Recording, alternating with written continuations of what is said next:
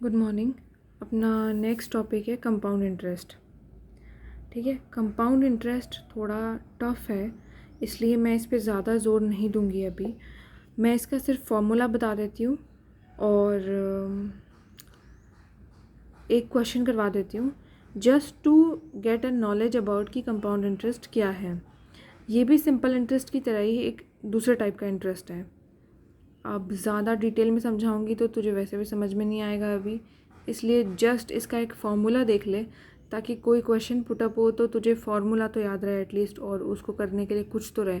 फिर अगर आगे जब सारे टॉपिक्स ख़त्म हो जाएंगे और फिर अगर लगेगा कि कंपाउंड इंटरेस्ट पढ़ने की ज़रूरत है तो अपन पढ़ेंगे, क्योंकि एग्ज़ाम सेंट्रिक होकर पढ़ना है, ज़बरदस्ती तो कुछ पढ़ना नहीं है। ज़बरदस्ती मैं ये टॉपिक पढ़ा दूँ एंड में इतना भी समझ में नहीं आए कि क्वेश्चन अटेम्प्ट कर पाए इसका, तो कोई मतलब नहीं है। तो अपन को टाइम उसमें लगाना है जिसका क्वेश्चन अपन को अटेम्प्ट करना ही है, जिसमें और उन क्वेश्चंस को जिन पे अपनी 100% कमांड करनी ही है कि वो क्वेश्चंस तो अपन करके ही आएंगे, वो टाइप के क्वेश्चंस तो। ठीक है, अब इसका फॉर्मूला देख लें। इसका फॉर्मूला है, सबसे पहले कंपाउंड इंटरेस्ट में अमाउंट का फॉर्मूला है प्रिंसिपल इंटू 1+r/100 इस कंप्लीट की पावर t, यानी कि अपना जो टाइम होता है ना, 1 ईयर 2 ईयर 3 ईयर, वो वाला t है ये। ठीक है, और कंपाउंड इंटरेस्ट का फॉर्मूला है प्रिंसिपल इंटू 1+r की पावर r/100 की पावर 1+r/100 की पावर t माइनस प्रिंसिपल। तो ये तो अपना पूरा अमाउंट होता ही है, तो अमाउंट माइनस प्रिंसिपल मैं लिख के दिखा देती हूँ, क्लियरली समझ आ जाएगा। कंपाउंड इंटरेस्ट में ये अमाउंट का फॉर्मूला है, amount is equal to principal multiply by 1+r/100 की पावर t। यहाँ पे r रेट ऑफ इंटरेस्ट है, t अपना जो ईयर होता है, अपना कितना टाइम के लिए टाइम है, प्रिंसिपल अपना अमाउंट जितना अपन ने किसी से लिया या किसी को दिया है, फिर उस पर जो इंटरेस्ट कंपाउंड इंटरेस्ट लगेगा वो अमाउंट है। ठीक है, वो पैसा है, और अमाउंट वो टोटल पैसा है जो अपन एंड में रिटर्न करते हैं, प्लस इंटरेस्ट के साथ में। प्रिंसिपल तो अपन देंगे ही देंगे, लेकिन इंटरेस्ट के साथ में जो अपन उसको रिटर्न करते हैं वो पैसा है। ठीक है, और अब ये इसको मैंने सिंपल फॉर्म में लिख लिया, ये इस फॉर्मूले को ऐसे याद रखना है। अभी नेक्स्ट कंपाउंड इंटरेस्ट का फॉर्मूला है, compound interest is equal to principal into 1+r/100 की पावर t। यही सेम वैल्यू पूरी की पूरी ये हमारे पास अमाउंट है, यही सेम वैल्यू पूरी की पूरी ये हमारे पास अमाउंट है, तो अपन इसको अमाउंट लिख सकते हैं।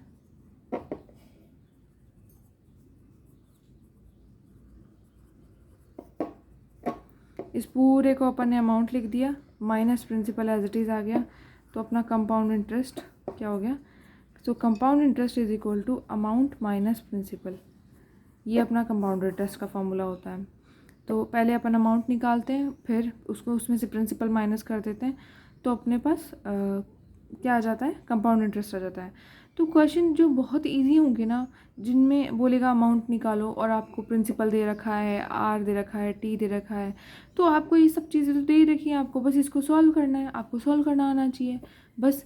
या आपको अगर बोलेगा कि ये कंपाउंड इंटरेस्ट है और ये प्रिंसिपल है तो आप अमाउंट निकालो, तो इस इक्वेशन में अपने पास अमाउंट नहीं है। इतना मतलब ये तो बहुत ही ज़्यादा इजी हो गया, इतना इजी तो शायद आएगा भी नहीं, लेकिन बहुत टफ भी नहीं आएगा क्वेश्चन। तो अगर ये फार्मूला याद रखने का एडवांटेज ये है कि बाय चांस अगर इतना इजी क्वेश्चन आ गया कि जस्ट अमाउंट या फिर अपने फार्मूले में अपन डाल के एक वैल्यू ही अपन से पूछ रहा है, बाकी सारी वैल्यू अपन को दे रखी है, तो अपन को बोलेगा अमाउंट निकालो तो अपन अमाउंट निकाल लेंगे। उसके बाद बोलेगा कि कंपाउंड इंटरेस्ट निकालो, तो अमाउंट में से अपन प्रिंसिपल को माइनस कर देंगे, तो अपना कंपाउंड इंटरेस्ट आ जाएगा। कहीं बोलेगा कि हाँ भाई आपको दे रखा है कंपाउंड इंटरेस्ट और आपको दे रखा है प्रिंसिपल और आपको टाइम भी दे रखा है, ठीक है, तो अपने पास क्या क्या है, और आपको पूछा है रेट ऑफ इंटरेस्ट निकालो, रेट ऑफ इंटरेस्ट निकालो। तो सबसे पहले तो अपन कंपाउंड इंटरेस्ट की जगह कंपाउंड इंटरेस्ट लिखेंगे, प्रिंसिपल की जगह प्रिंसिपल लिखेंगे, और सबसे पहले तो इस इक्वेशन की हेल्प से अपन अमाउंट निकालेंगे। अपना अमाउंट निकल गया, अब अपने पास इस फॉर्मूले के हिसाब से अमाउंट भी है। अपने पास प्रिंसिपल भी है, अपने पास टाइम भी उसने दे रखा है क्वेश्चन में, तो अपने निकालना क्या है, रेट ऑफ इंटरेस्ट निकालना है बस, और कुछ नहीं निकालना। इसमें आपको सिर्फ इक्वेशन सॉल्व करनी आनी चाहिए इस तरह के केसेस में। ये छोटे छोटे और सिंपल टाइप के क्वेश्चन हो गए, इसमें और कोई एफर्ट लगाने की ज़रूरत नहीं है। अब ये एक क्वेश्चन है जो रीट लेवल 2 में आया हुआ है। ये एक क्वेश्चन भी है और ये एक बात भी है जो हमेशा ध्यान रखनी है, ठीक है। इसमें क्या बोला है कि माना कि मूलधन यानी कि पी है, दर यानी रेट ऑफ इंटरेस्ट, मतलब मूलधन यानी प्रिंसिपल पी है, रेट ऑफ इंटरेस्ट आर है, टाइम टी है, सिंपल इंटरेस्ट एस है और कंपाउंड इंटरेस्ट सी है।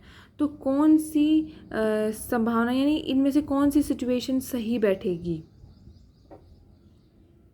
अब देख, कंपाउंड इंटरेस्ट है ना, ये दे रखा है यहाँ पे कंपाउंड इंटरेस्ट बड़ा है ऐसे, कंपाउंड इंटरेस्ट बराबर है सिंपल इंटरेस्ट के, कंपाउंड इंटरेस्ट छोटा है सिंपल इंटरेस्ट के।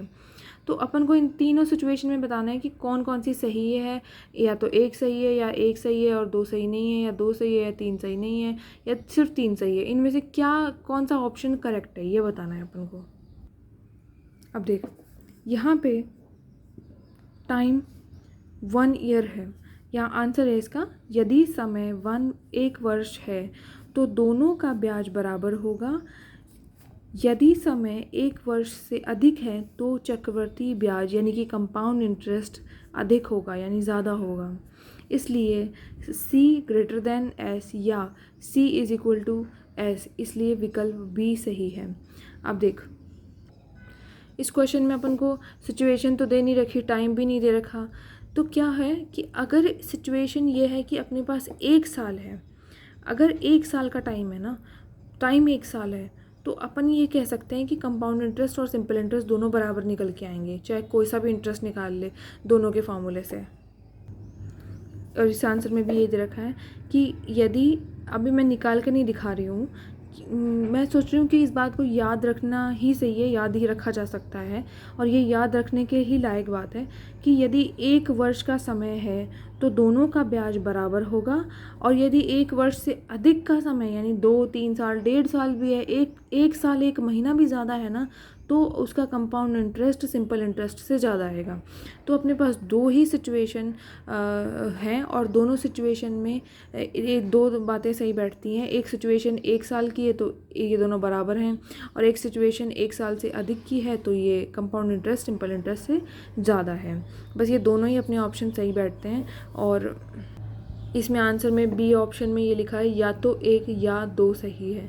तो ये वैसे तो पिछले साल आया हुआ क्वेश्चन है ये, लेकिन इसमें ये एक सिंपल क्वेश्चन है, इसमें न्यूमेरिकल बेस्ड क्वेश्चन नहीं है। ये एक बात भी है जो अपन को याद रखनी होती है।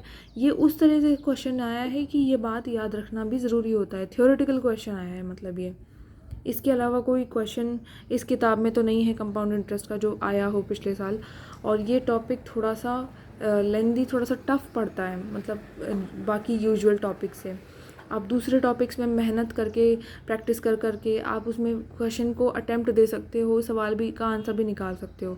तो just to be exam centric मैं ये टॉपिक ज़्यादा डिटेल में नहीं पढ़ा रही हूँ, और मैंने ऊपर से समझा भी दिया है कि ये इसका फॉर्मूला होता है, ये ऐसे होता है। इस क्वेश्चन को मैं एक बार कॉपी में लिख के दिखा देती हूँ। ये लिखा है क्वेश्चन में कि अगर प्रिंसिपल P है, कंपाउंड इंटरेस्ट C है और सिंपल इंटरेस्ट S है, तो हमारे पास क्या सिचुएशन होगी, हमारे पास ये सिचुएशन होगी कि अपना जो टाइम अगर 1 ईयर है तो अपना कंपाउंड इंटरेस्ट सिंपल इंटरेस्ट के बराबर रहेगा, और टाइम अगर 1 ईयर से ज़्यादा है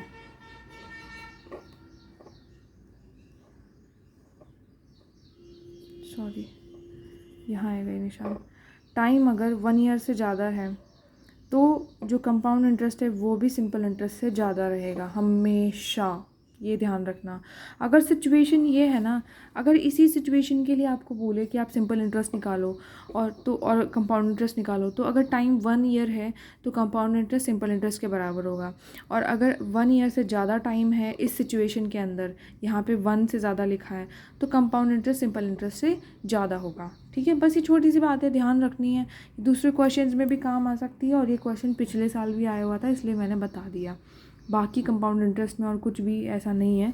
अभी अपन इस टॉपिक को नहीं छेड़ेंगे, अभी के लिए बस इतना ही बहुत है।